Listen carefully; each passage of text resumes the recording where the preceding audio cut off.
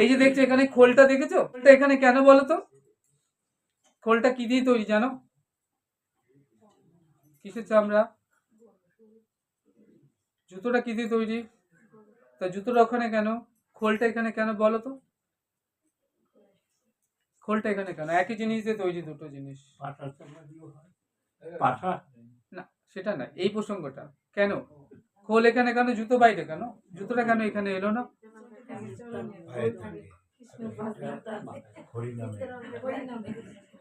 না না, ব্যাপারটা শোনো শোনো, ওর গুণ কর্মটা দেখো তুমি, ওর ভেতরটা কেমন, ফাঁপা, কিছু নেই ভেতরে। খোল কি বলে জানো, খোল কত কথা বলে, আমরা যে খোল বাজাই একটা তাল, তাকে দিকে তাকে দিকে দিকে টানা দিকে টানা তাকে দিকে তাকে দিকে দিকে টানা দিকে টানা দিকে টানা তাকে দিকে তাকে দিকে। খোল কি বলে শোনো, খুব যদি ভালো করে শোনো, যারা খোল বাজায় তারা জানে, তাহলে তাহলে বুঝতে পারবে যে খোল কত কথা বলে। খোল বলছে তাকে ধিক, যে এখনো গুরুপাদ পদ্ম আশ্রয় করেনি তাকে ধিক, যে সৎসঙ্গে সাধু সঙ্গ করে না তাকে ধিক, যে এখনো তিলক আদি মালা করে না তাকে ধিক, যার কণ্ঠে এখনো তুলসী মালা নেই তাকে ধিক, যে ভগবানকে ভোগ লাগায় না তাকে ধিক, যে তুলসী চরণে জলে দেয় না তাকে ধিক, যে পিতামাতা সেবা করে না তাকে ধিক, যে সাধুগুরু বৈষ্ণবকে সমাদর করে না তাকে ধিক, যে গঙ্গায় যায় না তাকে ধিক, তাকে ধিক, দিকে তারা দিকে তারা দিকে তারা তাকে দিকে তাকে দিকে তাকে ধিক ধিক ধিক ধিক। এটাই খোল বাজায় প্রতিনিয়ত। যার কান আছে সে শোনে। তাহলে কাঁচা কানে পাকা কথা ঢোকে না। কান তোমার আমাদের 84 লাখ জনি ধরে আমরা বিষয়ের কথা শুনছি। দিবস রজনী আবলে তাবল কচনা পাচালে পারো, অমন শত কথার মাঝে একটি বারকে তুমি হরি বলিতে নারো। বলতো সকাল থেকে রাত পর্যন্ত আমরা এত কথা বলি, এত কথা বলি, মোবাইলে চার্জ শেষ হয়, চার্জ দিয়েও কথা বলি, কেমন আছোস না আছোস, কি খাস কি যা। আরে এই কথা জীবনের কোনোদিনও পরবর্তী হবে না, তুমি এক একটা করে আরো বন্ধনে জড়িয়ে যাচ্ছ। কহ তো কৃষ্ণ কথা। তুমি যদি কথা বলতেই চাও সে কথা বলো, যে কথায় বন্ধন খুলবে, উল্টো দিকে খুলবে। তাহলে যে কথায় আমার গৌর নিতাই নেই, যে কথা প্রেমময়ী রাধারানী নেই, যে কথা কৃষ্ণ নাম নেই, ভাগবত কথা নেই, সে কথা বলো না, সে কথা বলো না, আর শুনতে চাই না। 84 লাখ জনি ধরে সেই কথাই শুনছি, কতবার আমাদের জন্ম হয়েছে, পুনঃ পুনঃ জননাম পুনঃ পুনঃ মরণাম পুনঃ পুনঃ মাতৃজঠরে শয়নাম, বারবার জন্মছি, বারবার আমাদের এই শিশু থেকে আবার মাতৃজঠরে গিয়ে আবার জন্মগ্রহণ করছি, আবার জগতে আসছি, আবার চলে যাচ্ছি, এই তো চলছে। তাহলে ব্যাক টু গড হিট, তাহলে তিনি অমৃত, আমরা অমৃতস্ব পুত্রস্ব, তাহলে কেমন করে ফিরে যাব তার চরণে। তাই বলছেন, ওরে মন, ওরে মূঢ়মতি, ভজ গোবিন্দম, ভজ গোবিন্দম মূঢ়মতি, গোবিন্দ ভজ, গোবিন্দ ভজ, তাহলে একমাত্র তুমি তার কাছে যেতে পারবে। তাই জানো তো আমাদের কলিযুগের ভজন হচ্ছে নিতাই গৌর। তাই আমরা বলি না ভজ নিতাই, আমরা কি বলি ভজ নিতাই। খুব মন দিয়ে শোনো, ভজ নিতাই বলছে, ভজ নিতাই, নিতাই পেলে গৌর পাবে, গৌর পেলে ব্রজে যাবে, ব্রজে গেলে রাধা গোবিন্দের সেবার অধিকারী হবে। এবার বলছেন কি, ভজ নিতাই, ভজ নিতাই, নিতাই ভজিলে না তাই তুমি গৌর পেলে না। এবার বলছে ভজ ভজ নিতাই ভজ, নিতাই ভজলে গৌর পাবে, গৌর পেলে ব্রজে যাবে, ব্রজে গেলে আবার রাধা গোবিন্দের সেবার অধিকারী হবে। তাহলে নিতাই বলিতে হবে, নিতাই না বলিল মুখে, মজিল সংসার সুখে, বিদ্যাকুলি কি করিবে তার। নিতাই, নিতাই হলো জগৎ গুরু। তাহলে গুরু থুয়ে গোবিন্দ ভজে, সেই পাপী নরকে মজে। তাহলে এই জগতে যত যত গুরু দেখছো সব কিন্তু নিতাইয়ের প্রকাশ। নিতাই হলো জগৎ গুরু, তাই না? তাহলে দেখো আদালতে মামলাটি চলছে, তো আদালতে মামলা চলছে, এই মামলায় যিনি বিচারকের আসনে বসে আছেন তিনি আমার গৌর সুন্দর, আর মামলার আসামি কলির জীব। আর কলির জীবের পক্ষে, আসামির পক্ষে যিনি সওয়াল জবাব করছেন তিনি কে? তিনি হলেন নিতাই চাঁদ। তাহলে মামলাটা কি নিয়ে হচ্ছে গো? মামলাটা হলো কোনো বাড়ির জমির সীমানা নিয়ে নয়, এই বাড়ির গাছের নারকেল ওই বাড়িতে পড়লো, এই বাড়ির ফল ওইখানে গেল, এটা নিয়েও নয়। মামলাটা হচ্ছে পেয়েছো জন্ম ভালো, পেয়েছো জন্ম ভালো, বদন ভরে একবার নিতাই গৌর বললে না। তাহলে জনম ভালো পেলে বটে, নিতাই গৌর বললে না। আমরা কি করছি? ভালো খাচ্ছি, ভালো বিছানায় থাকছি, ভালো পোশাক পরছি, সব করছি, কিন্তু বলছো যে নাম, কৃষ্ণ নাম করতে আমাদেরকে না জানি কত ভারী লাগে। তুমি যতই উপচারে ভোগ দাও, দেখো ভোগের উপরে একটা তুলসী পত্র দেওয়া আছে। যতই সেবা দাও, বিনা তুলসীতে গোবিন্দ বলে আমি এক নাহি মানি। তাহলে তুমি যে মালা দিচ্ছ, এই শরীরটা একটা পসরা। কেন না এই চোখ দিয়ে গোবিন্দ বদন দর্শন হয়, হাত দিয়ে কি হয়, গোবিন্দ মন্দির মার্জন হয়, ফুল তিলি তার সেবা কাজ করি, পা দিয়ে তার ধামে যাই, তার বদন দিয়ে তার নাম গুণ কীর্তন করি, কর্ণে কৃষ্ণ কথা শ্রবণ করি, দেহ দিয়ে ভক্ত দেহ আলিঙ্গন করি, মন্দিরে প্রণাম করি, চরণ দিয়ে আমরা তার মন্দিরে ধামে আলোয় যাই। তাহলে এই দেহটা, এই যে থালায় দেখছো এত পসরা সাজানো, দেহটা ভজনের পসরা। অনুভব করো যারা গুরু পাদপদ্মে আশ্রয় করেছো, এই দেহটা দিয়েই গোবিন্দ ভজন হয়, এটা পসরা। তাহলে তোমার দেহ পসরা পেলে বটে, কিন্তু তাতে তুলসী পত্র কই? গোবিন্দকে যে দেহ দিয়ে তুমি ভোগ লাগাচ্ছ, প্রতিনিয়ত সেবা করছো, বললাম বিনা তুলসীতে এক নেই মানি। তাহলে কণ্ঠে তুলসী নেই, কি অঙ্গে তিলক আদি নেই, যখন অনেক ধন হয় আমরা কি করি? ধনকে সুরক্ষিত করে রাখি না? তাহলে ধনকে সুরক্ষিত কিভাবে রাখি মা?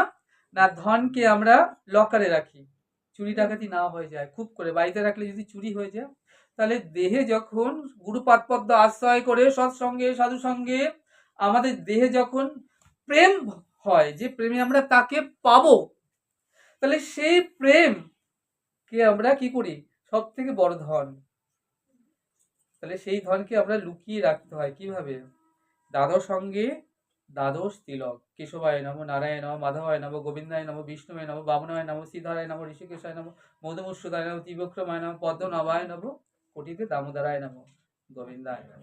তাহলে এই যে দ্বাদশ সঙ্গে তিলক আমরা বলি, দ্বাদশ, তাহলে এই তিলকে ব্রহ্মা বিষ্ণু মহেশ্বর, তিনি তোমার ভক্তিধনকে সদা সর্বদা রক্ষা করে। নাহলে ভক্তিধন চুরি হয়ে যাবে। তোমার ঘরে সোনার হারটা, টাকাটা তুমি এখানে রেখে দরজা খুলে চলে যাও, থাকবে নাকি? যে কেউ নিয়ে চলে যাবে। তাহলে তোমার এই যে কষ্টার্জিত ভক্তি ধন, গুরু পদপদ্মে আশ্রয় করে কত জন্ম তোমার চলে গিয়েছে। তাহলে 84 লাখ জনি ধরে আমরা এই যে ভ্রমণ করছি, পুনঃ পুনঃ জননাম, পুনঃ পুনঃ মরণাং, পুনঃ পুনঃ মাতৃজঠরে শয়নাং। তাহলে এই যে এত জনম ধরে আমরা ভ্রমণ করতে করতে আজকে এই যে দেহটা পেয়েছো না, খুব ধ্যান দেবে, এটা অতীব স্বাস্থ্য বলেন সুদূর লাভ। এমন দেহ হয় কি না হয়? তাহলে এমন সুদূর লাভ দেহ পেয়ে, তাহলে পূর্ব জন্মের সুকৃতির ফলে সৎসঙ্গে সাধু সঙ্গে গুরু কৃপায় যে ভক্তি ধন অর্জিত হলো, তুমি তাকে খুলে রেখে দিচ্ছ, চুরি ডাকাতি হয়ে যাবে। তাতে করে 6 জন দস্যু প্রতিনিয়ত আমাদেরকে হরণ করবার জন্য, আমাদের ধন লুট করবার জন্য প্রতিনিয়ত রয়েছে। 6 জন দস্যু কে? কাম, ক্রোধ, লোভ, মদ, মোহ, মৎসর্য। তাহলে তোমার ভক্তিধনকে তোমাকে কি আজ থেকে আগলে রাখতে হবে। তিলক আদি যদি মনে করো আমার তিলক কাটতে সত্যি আমার লজ্জা লাগে, আমি কৃষ্ণ ভক্ত বলি তিলক কাটতে লজ্জা লাগে, তাহলে এটাই তো সব থেকে বড় লজ্জা হওয়া উচিত আমাদের।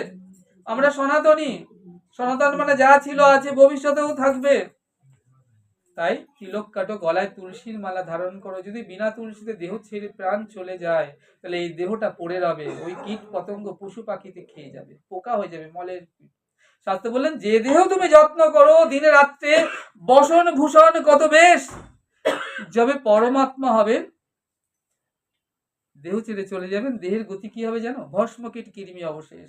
এই যে সকাল থেকে রাত পর্যন্ত আমরা দেহকে নিয়ে ব্যস্ত, দেহের মধ্যে যে দেহি আছে তার ব্যাপারে আমরা সদা উদাসীন, তার কথা ভাবতে আমরা একদম রাজি নই। দেহকে নিয়ে ব্যস্ত, ডাল ভাত ভালো মন্দ খাবো, দেহকে ভালো মন্দ খেলে তো দেহের পুষ্টি হয়, কিন্তু ভেতরে দেহের ভেতরে যে দেহি আছে, দেহি যে দিনের পর দিন শুকিয়ে যাচ্ছে, রুগ্ন হয়ে যাচ্ছে, তার খাবার কি? নাম, কৃষ্ণ নামামৃত পান। তাহলে এই যে নাম অপ্রাকৃত গোলকের ধন। নিমাই কি বললো? নিমাই তুমি অপ্রাকৃত এই মধুর কৃষ্ণ নাম কোথা থেকে আনিয়াছ? যে নাম অন্তরে হৃদয় বিনায় যখন বাজে, তখন কি হয়? ঝংকারের ধ্বনি কৃষ্ণ কৃষ্ণ বলে ওঠে। তাহলে এই যে মধুমাখা কৃষ্ণ নাম নিমাই গোলকের প্রেমধন এনেছে সবার জন্য, আমাদের জন্য। তাহলে সেই রায়ঙ্গে শ্যামঙ্গ মিশিয়ে দুই অঙ্গ এক করে গৌরাঙ্গ হয়ে এলে নদীয়ার সচিগর্ভ সিন্ধু মাঝে। শ্রীরাধায়া পড়য় মহিমা কিদিশীয় বাণয় বা সাধ্য, যেন অদ্ভুত মধুরিমা কিদিশীয় বা মদীয় সক্ষাং চাষা মদন ভবত কিদিশাং বেতিল বা তাৎবাপাট্য সমীজনী সচিগর্ভ সিন্ধু হরি এন্দু। কইছ না রাধা প্রেমা, কইছ না মোর মধুরিমা, কইছ না সুখেতি হো ভোর, এই দিন বাঞ্ছিত ধন প্রজেনা হইল পূরণ, কি করিব না পাইয়া ওর।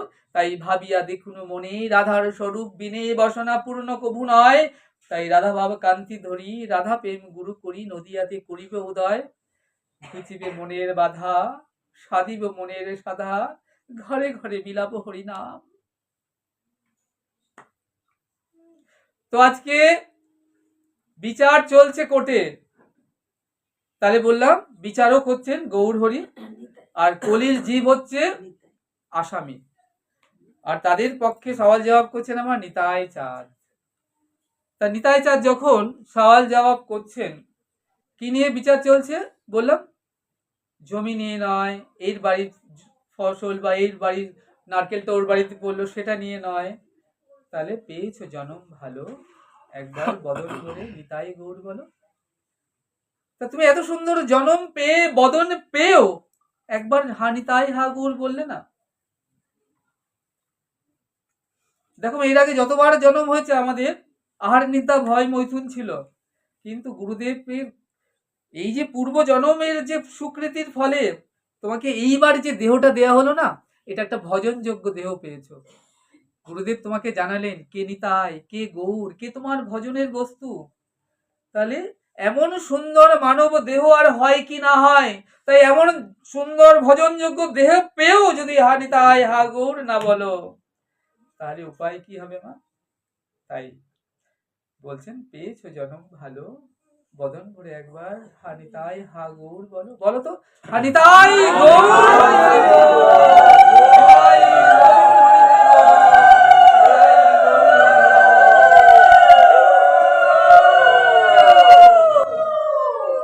তাহলে এবার নিতাই গৌর বলছে না জীব।